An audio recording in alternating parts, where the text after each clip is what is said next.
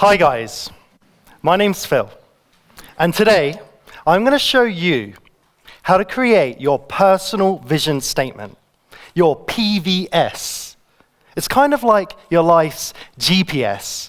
When you know this, you can be sure that you'll be heading in the right direction for more passion, purpose, fulfillment, success, energy, all the good stuff. So right now, take a seat, buckle up, because we're going to go fast. We're going to go on a juicy, delicious ride. Here we go. So my personal vision statement is, hi, my name's Phil, and I help people realize just how much easier and better things can be. Let me take you back. Let me take you back to when I was a kid. When I was a kid, I used to sit with my grandma. My grandma, she was from the Caribbean, South America, and she had so much energy and character. And I used to sit with her. She used to sit in her favorite rocking chair, and I used to sit at her knee. And she'd share with me her most inspiring stories, her life lessons. My favorite? The story of how she went all the way from South America to the UK in the 1950s, crossing the Atlantic alone. She didn't know what the UK was like. She didn't know if she'd find a job. It's not like today where we go on Google and we research everything. She had no idea. But she left her children in South America, 4 kids, because her personal vision statement was, hi, my name's Doris, and I help my children have an epic life. So every step, every move that she took was to realize that vision. Now, when she arrived in the UK, she got a job and she earned money. And every year, bit by bit, she would send for one of her kids to join her. After 4 years, eventually all 4 kids were with her. Pretty brave, right? But she did it. She did it because although she felt fear with every step that she took, she never allowed fear to overcome her personal vision for her and her children. She wanted to change her story, and she wanted to change theirs. She was an amazing woman.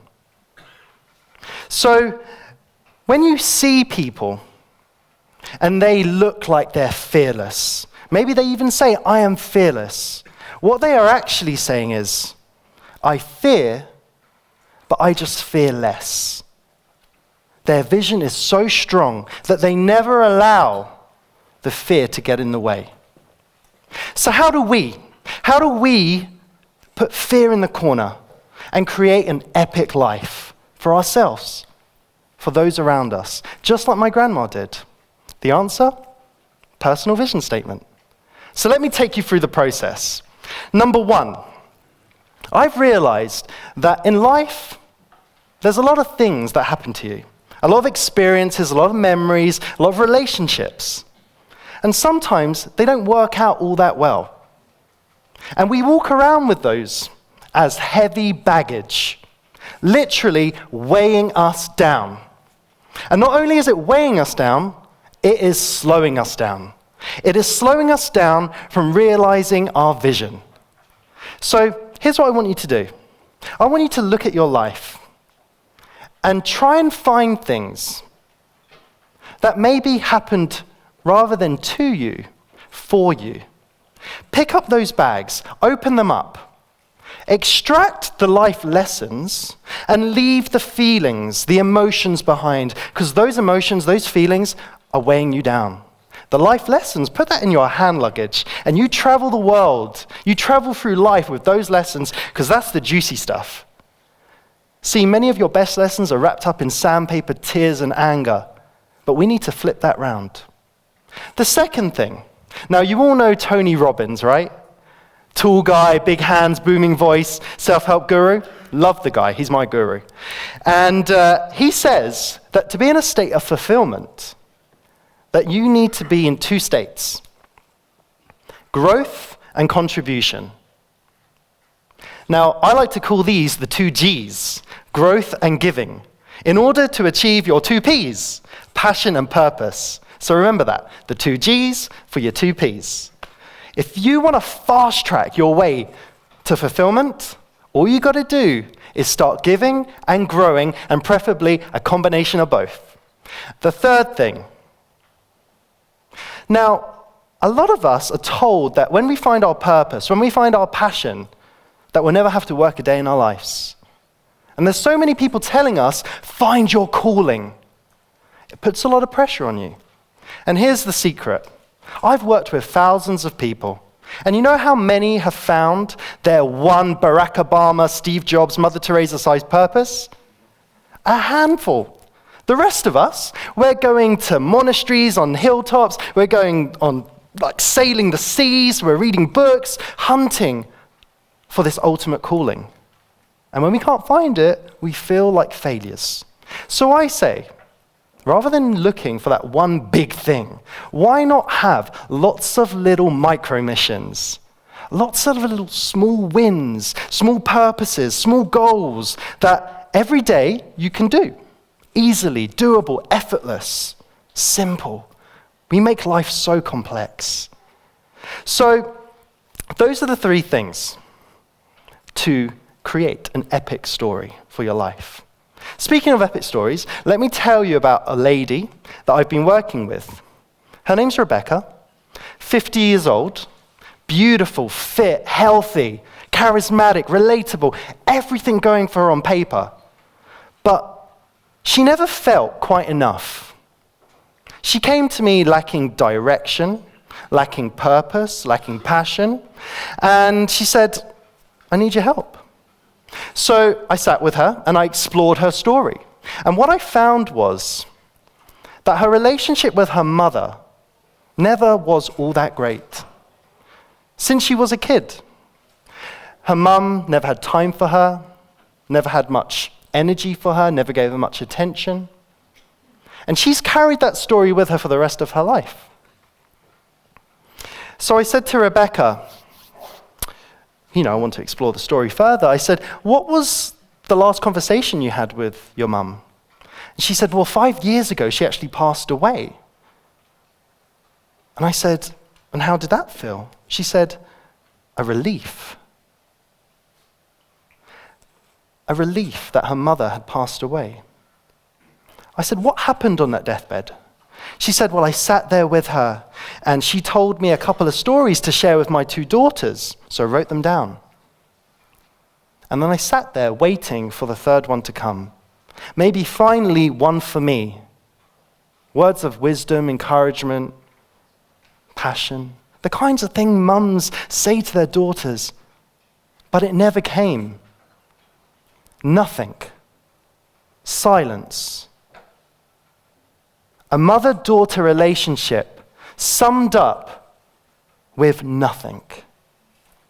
Crushing, right? So I said to Rebecca, we can spend a lot of time trying to work out why your mum did that, but I want to fast track you. I want to fast track you so you can take the lessons and leave the baggage. So I said, how about if rather than looking at your story that happened to you, we can see that it happened for you? So I said, maybe what can you contribute from that story? What can you give?